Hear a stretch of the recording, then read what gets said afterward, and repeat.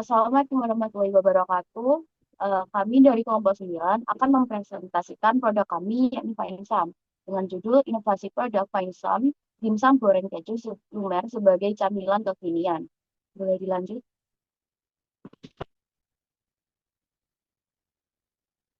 Sebelumnya, izinkan kami memperkenalkan diri terlebih dahulu. Dengan saya, Ketua Kelompok serta Pengelola Usaha, yakni Al-Azhar Sabda Yusuf, dari Fakultas Kedokteran dengan Prodi Kebidanan, dan ada tim keuangan yang Safan Arif Editya dari Fakultas Farmasi dengan prodi pengobatan tradisional. Ada tim finalisasi Anindya Paramita dari Fakultas Kedokteran dengan prodi kebidanan. Ada Nisa Aulia dari Fakultas Teknologi Maju dan Multidisiplin. Lanjut, ada tim pemasaran dan dokumentasi yakni Haji Rakin Gunawan dari Fakultas Fisip dengan Aulia Putri Aulia Bahtiar dari FEB dengan prodi manajemen. Lanjut. Selanjutnya akan dilanjutkan oleh Putri Aulia Baktiar. Baik, di sini ada masalah dan solusi. Yang seperti kita tahu bahwa di setiap bisnis pasti ada masalah dan solusi. Begitu pula juga dengan bisnis kami yaitu bisnis uh, dimsum goreng keju. Nah, di sini kita mendapatkan bahwa adanya masalah yaitu perubahan minat dan kebutuhan, juga persaingan antar bisnis yang ketat. Seperti yang kita tahu bahwa dimsum goreng keju yaitu makanan yang sedang viral dan kekinian. Jadi pastinya kita di sini menemukan banyak sekali pedagang-pedagang bisnis yang jualannya sama dengan kita. Nah, apa sih solusi yang kita dapatkan? Yaitu kita mengembangkan produk sesuai dengan kebutuhan. Maksudnya seperti apa nih?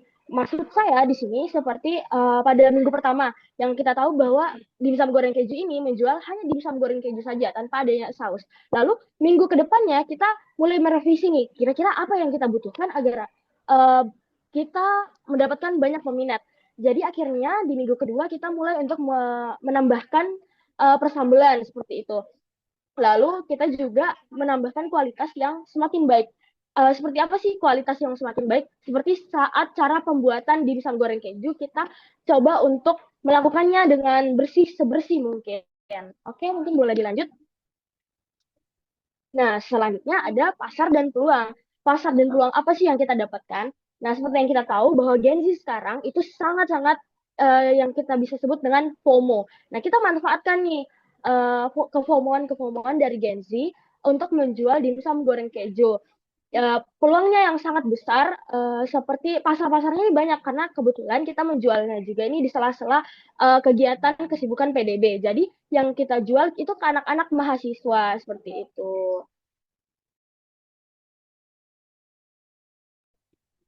Selanjutnya yaitu ada model bisnis. Dimsum goreng keju adalah bisnis makanan ringan yang menggabungkan dimsum renyah dengan isian keju.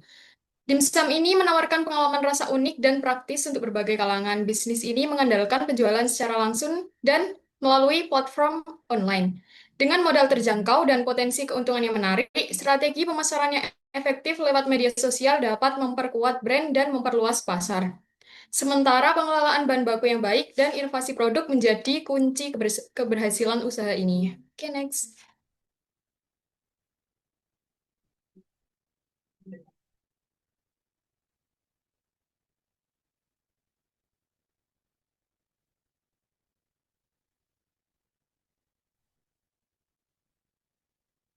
Selanjutnya ada BMC.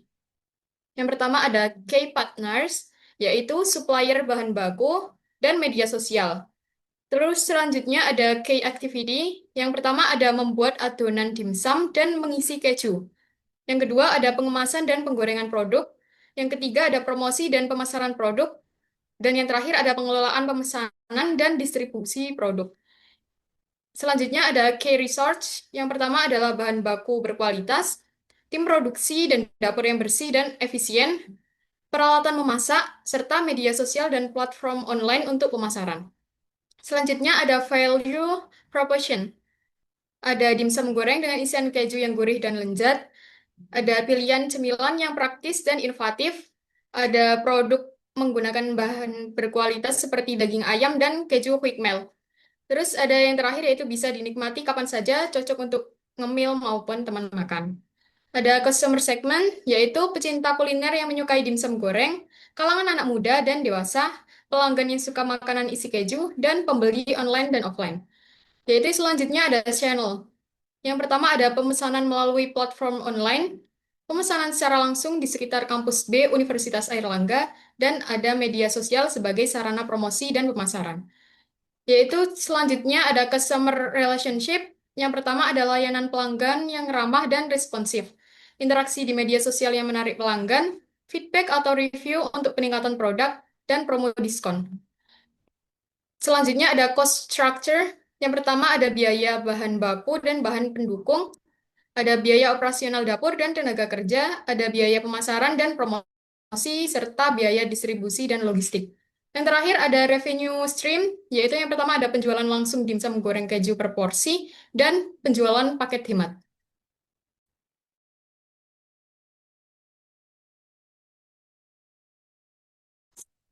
Ya, untuk strategi pemasaran sendiri itu yang pertama dengan mengenalin produk ya. Mengenalin produk itu bisa promosi lewat Instagram maupun WA.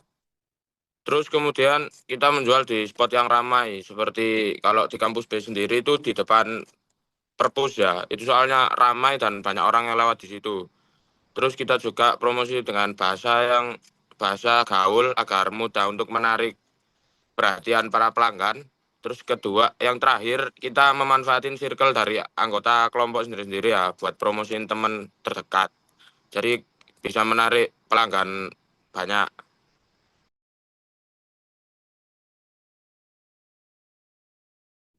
Pada tahap progres dan pencapaian ini, pertama kami menetapkan ide usaha, yaitu menu utama kami dimsum goreng keju lumer dengan merek Finesum. Selanjutnya, kami menyusun proposal bisnis sekaligus BMC, analisis konsumen, strategi pemasaran, hingga proyeksi keuangan. Terus kemudian dilakukan survei pasar melalui kuesioner kepada mahasiswa UNER yang hasilnya minat terhadap produk ini cukup tinggi dengan kisaran harga ideal 3.500 sampai 5.000. Nah, untuk memastikan kualitas, kami juga menguji produksi kami dengan resep campuran ayam, keju, kulit, lumpia, hingga didapatkan standar rasa yang sesuai. Kami juga mempromosikan usaha kami ini melalui teman terdekat kami. Selain itu juga identitas usaha, tagline, serta pembuatan akun Instagram juga kami lakukan, serta memasarkan melalui WhatsApp. Next. Oke, jadi untuk proyeksi keuangannya pada minggu pertama, kami mendapatkan pemasukan sebesar Rp203.000. Sedangkan sebelum itu untuk modal awalnya yaitu 126. Kemudian pada minggu tersebut juga kita langsung membeli bahan untuk produksi pada minggu kedua sebesar 126.000 juga. Untuk jaga-jaga pada produksi minggu-minggu berikutnya. Sehingga laba bersih pada minggu pertama yaitu 77.000. Sedangkan di minggu kedua kita mendapatkan pemasukan sebesar 169.000. Kenapa kok turun? Karena pada minggu pertama penjualan kami lebih banyak pada penjualan per unit, cuma 1 unit. Sedangkan pada minggu kedua kita sudah membandel dengan harga 7.000 per 2 unit. Pada minggu kedua juga pengeluaran kita sebesar 126.500. Itu juga untuk stok bahan-bahan pada minggu berikutnya. Dan laba bersih pada minggu kedua yaitu 42.500. Sehingga total laba bersih pada minggu ke-1 dan minggu kedua yaitu 119.500. Next. Oke, dimsum ini apa sih keunggulannya? Jadi kita kejunya lumer, banyak banget yang udah ngasih feedback ke kita bahwa kejunya lumayan banyak, terus rasanya juga enak. Dan kita juga punya tagline nih, tagline-nya ini nih, find some, tasty outside, cheesy inside. Oke, dan itu sekian presentasi dari kami. Apabila ada salah kata dan salah perbuatan, wassalamualaikum warahmatullahi wabarakatuh. Makasih semuanya. Terima kasih. Terima kasih. Terima kasih.